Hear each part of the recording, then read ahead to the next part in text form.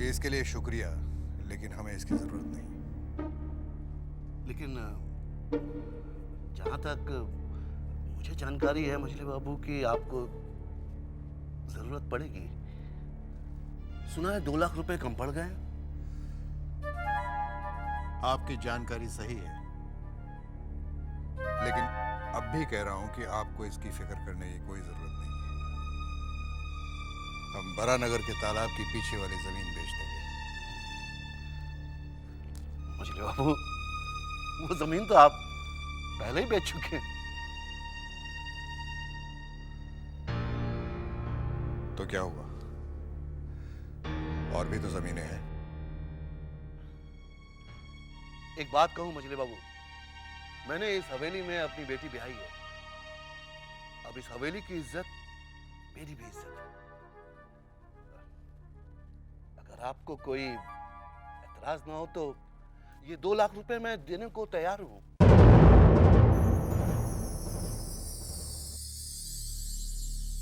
नहीं नहीं, मेरा यकीन कीजिए, मैं हिस्सेदार या भागीदार नहीं बनना चाहता। आप इसे उधार समझ के ही ले लीजिए।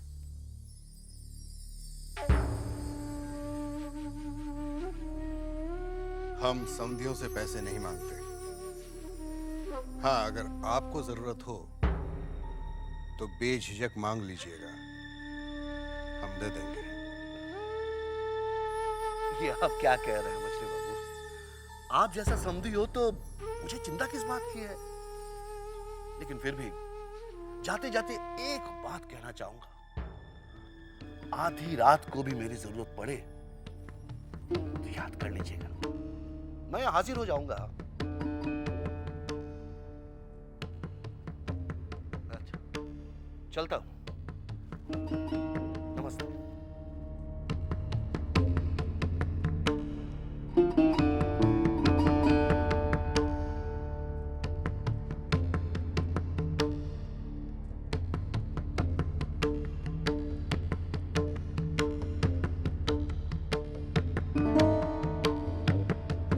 नमस्ते।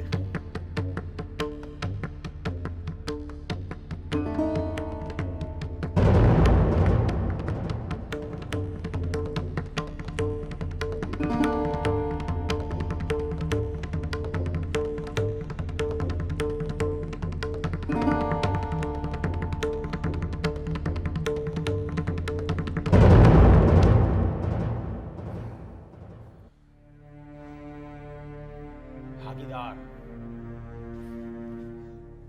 मुझे भागीदार नहीं बनाएंगे वो लोग, मुझे। अरे आपको तो छोड़िए, वो नन्हे बाबू के ससुर हाबुल दत्त को किनारा करके अकेले ही खान खरीदना चाहते हैं। नहीं होने दूंगा मैं, बिल्कुल नहीं होने दूंगा मैं। मेहनत मैं करूं और पूरी की पूरी मिलाई वो खा जाए। अरे आप घबराते क्यों हैं? आपको और हाबुल दत्त को भागीदार बनाना ही होगा। क्यों? अरे देखिए, खान खरीदने के लिए 10 लाख चाहिए और सारा कुछ बेच कर भी 10 लाख नहीं पूरा हो सकेगा। लेकिन अब उन्हें ये खरीदना ही होगा, क्योंकि बात अब जमींदार घराने की इज्जत पर आ गई है। हालांकि नन्हे बाबू ने कहा भी है कि वो, बस यही बात पसंद है मुझे जमींदारों की। साहब जी, नन्हे बाबू आए। अरे बाप रे, सरकार मुझे कहीं छुपा दीजिए। अगर नन्हे बाबू ने मुझे कहीं देख लिया तो गड़बड़ हो जाएगा। अरे सुनो तुम, उस हवेली से तुम्हें जितना कमाना था तुमने कमा लिया। अरे हुजूर, वो सब तो खुरचन खाया था, मलाई खाने का समय तो अब आया है। अरे आपने वो कहावत नहीं सुनी है, घर का भेदी लंका ढाए? अरे जब भेदी ही नहीं रहेगा तो लंका क्या खाक ढाएंगे? तो समझदारी की बात कर लेते हैं। जी हुजूर। छिपो उधर उधर उधर, यहाँ देख ले। मुबारकबाद। मुबारकबाद? किस बात की मुबारकबाद दे रहा है यार? बैठो तो सही। बाप बनने की तुमने मुझे बताया नहीं, दोस्त होगा तुम्हारा। दूसरी बात यह है कि तुम और तुम्हारे चाचा व्यापार शुरू करना चाह रहे हैं और तुम लोगों को भागीदार की कोई जरूरत नहीं है। ये सब तुझे कैसे पता चला? पता चल जाता है। बाजार में नहीं तवाइफ आए और जमींदार को पता ना चले। ना, ऐसा नहीं हो सकता। कोई नया व्यापार शुरू करना चाहे और नन्ही को पता ना चले, ऐसा नहीं हो सकता। तू ठीक कह रहा है। मंजले चाचा की यही मर्जी है, मगर क्या? यार नन्ही, मुझे 2 लाख रुपयों की बहुत सख्त जरूरत है।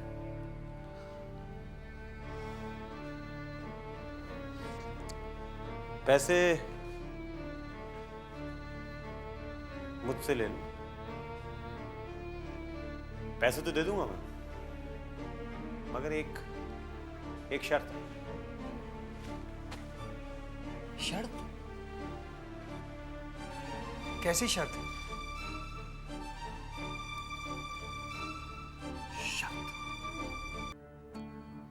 तो अपने कोयले के खान के कारोबार में जाने का पूरा फैसला कर ही लिया है। वक्त की नज़ाकत को देखते हुए हमें ये फैसला करना पड़ा छोटे, और हम चाहते हैं कि तुम भी वक्त की नज़ाकत को समझने की कोशिश करो। पीना कम करो, पियो, लेकिन इतनी भी मत पियो कि नौकर चाकरों के सहारे तुम्हें घर के अंदर आना पड़े। हमने आज तक तुमसे कुछ नहीं कहा, तुमसे कोई शिकायत नहीं की, लेकिन आज कर रहे हैं क्योंकि हम बहुत अकेले पड़ गए छोटे, बहुत अकेले पड़ गए। अब हम चाहते हैं कि तुम हमारे साथ रहो, हमारी मदद करो। ये चुन्नी बाई के यहां जाना कम करो, जाओ, लेकिन रोज रोज का जाना अच्छा नहीं है, और थोड़ी खर्च पे पाबंदी लगाओ। यही कहने के लिए तुम्हें बुलाया था छोटे। तुम्हारी तबीयत कैसी है अभी? थोड़ी बहुत ठीक है। भगवान का लाख लाख शुक्र है। चलता मैं।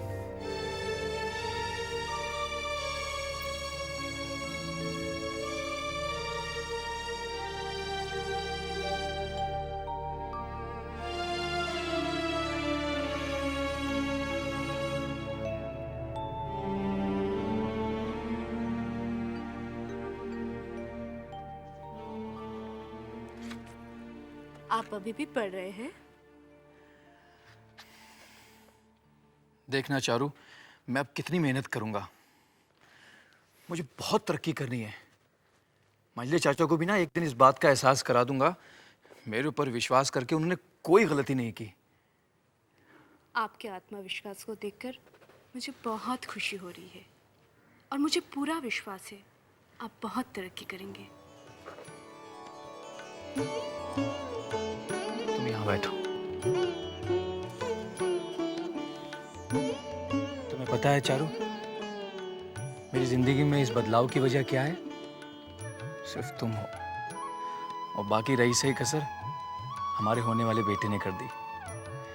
चारू देखना, हम अपने बेटे को बहुत अच्छी परवरिश देंगे, उसे पढ़ने के लिए ना विदेश भेजेंगे। मेरी तो भगवान से यही प्रार्थना है कि आपकी हर इच्छा पूरी हो। तुम मेरे साथ हो ना, फिर मुझे किसी बात की कोई फिक्र नहीं है। सच? हाँ।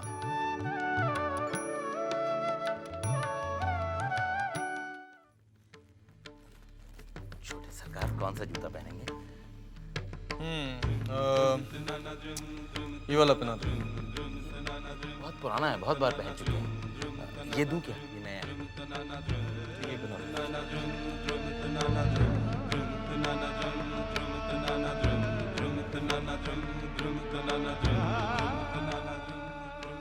जरा अपना हाथ तो आगे कीजिए। क्यों? एक बहुत बड़े बाबा हैं, उन्होंने आपके लिए ताबीज भेजा है। अरे भाई, हमें क्या हुआ है?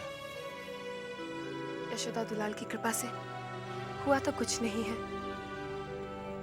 लेकिन आप रात रात भर बाहर रहते हैं, मुझे डर ही लगा रहता है।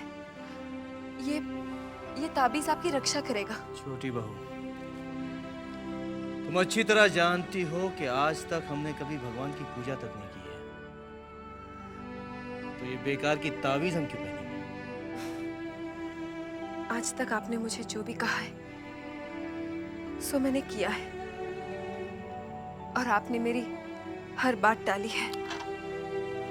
आज तो मत टालिए, मान जाइए। लाइए मैं आपको पहना देती हूँ।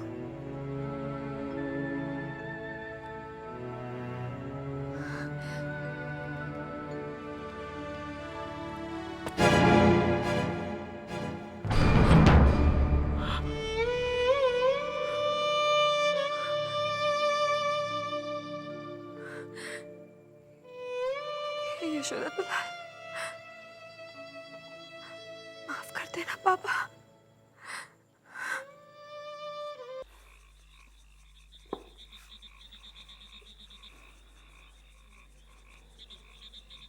छोटी बहू रानी की हालत अब और देखी नहीं जाती। क्या से क्या हो गया, सब कुछ हाथ से बेहाथ हो गया। जब पहले छोटी बहू रानी को देखते थे तो उसके रूप में एक देवी नजर आती थी। साले साहब, शाम को जब पूजा पाठ करके प्रसाद की थाली लेकर ऐसे सामने आती तो ऐसा लगता है जैसे सामने कोई देवी खड़ी है।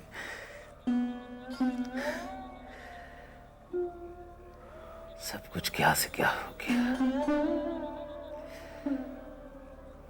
छोटी बहू रानी बेचारी का सोच कर ही हवेली में आई थी।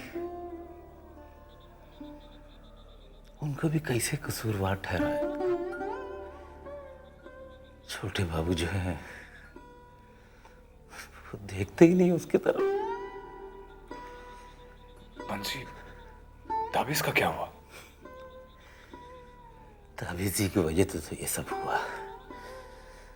छोटे बाबू तो ताबीज को फेंक फाक कर चले गए। छोटी बहू रानी का चेहरा देखने के लायक था। वो तभी से पीना शुरू किए और पिए जा रही है। उसका पीना रुक ही नहीं रहा और एक ही जिद लगाई है कि वो 5 सुपारी लेगी और 12 नगर जाएगी। हमने बहुत समझाया, नहीं छोटी बहू रानी अकेले नहीं, लेकिन हमारी तो सुनती ही नहीं है। क्या करें पता नहीं।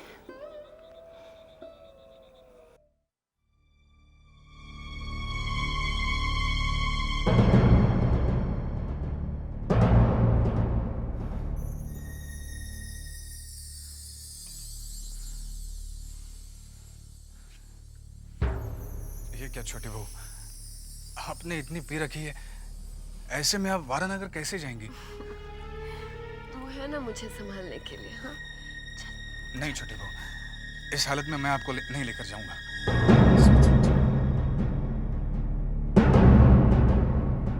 अरे खुद ही देखेगी, मुझे भी बताना अंदर क्या चल रहा है। रुक, अंदर शराब चल रही है। क्या? आपने 5 सुपारी मंगवा के रखी है? तो कल ही से तैयार है। छोटी बहू, एक बात कहना चाह रहा था। अब मेरा यहाँ आना ठीक नहीं होगा। क्यों ठीक नहीं होगा? छोटी बहू, मुझे ऐसे लगता है कि यहाँ मुझे लेकर बातें होती है। अच्छा, हायराम, साली साहब कह रहा है मेरा यहाँ ना भी ठीक नहीं। दीदी चुप। सबके सब चुगलखोर हैं, चोरी छुपे बातें करते हैं। देख, तू घबरा मत, मैंने खिड़की दरवाजे बंद कर दिए हैं।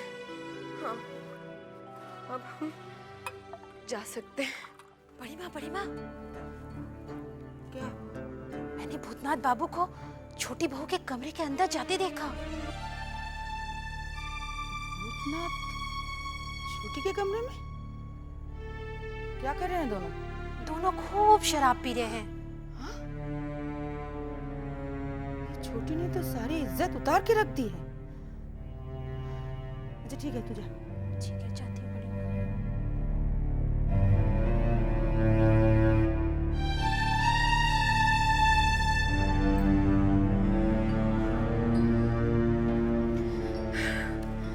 हाँ, अब हम चलते हैं, ठीक है? चल उठा रहे 5 सुपारी का डब्बा। छोटे भाई अब और नहीं पियेंगे, अब लाइए इधर। क्या करता है रे? चलो। ठीक है, चल चल तो।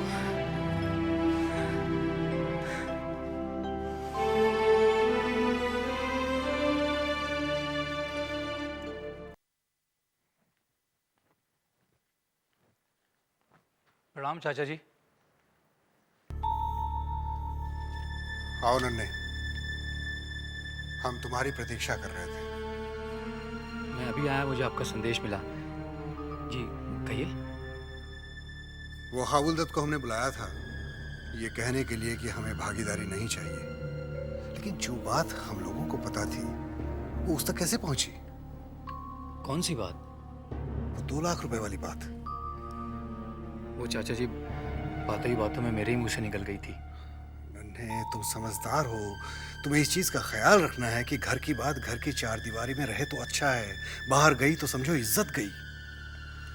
मैं माफी चाहता हूँ चाचा जी। आइंदा ख्याल रखना। वो 2 लाख रुपए की पेशकश कर रहा था, हमने इनकार कर दिया। चाचा आप 2 लाख रुपयों की फिक्र ना कीजिए। क्यों? क्यों फिक्र न करें?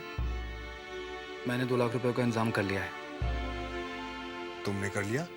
कैसे कर लिया भाई इंतजाम? वो चाचा जी मेरे कई दोस्त थे ना, मैंने उनको कई साल पहले कुछ रुपया उधार दिया था। अभी मुझे जरूरत थी, मैंने उनसे मांगा और उन्होंने मुझे दे दिया। एक चीज का ख्याल रखो नन्हे, ये उधार दिए हुए पैसे हैं जो, उन्हें भूल जाया करो, मांगा मत करो। मांगने में बड़ी शर्म आती है। जाओ यहां से।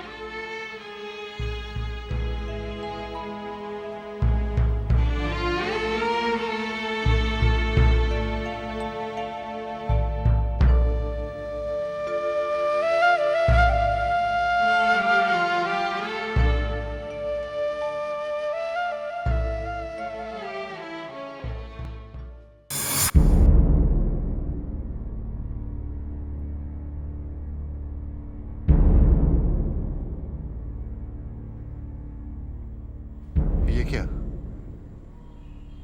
गहने तो तुम्हें बहुत प्यारे थे, आज अचानक अपने जिस्म से उतार कर अलग क्यों कर दिया? दुनिया एक तरफ, मेरे पति की इज्जत एक तरफ। मुझे इन सब से आपकी इज्जत कहीं ज्यादा प्यारी है। इन्हें रख लीजिए। मुझसे आपकी परेशानी देखी नहीं जाती।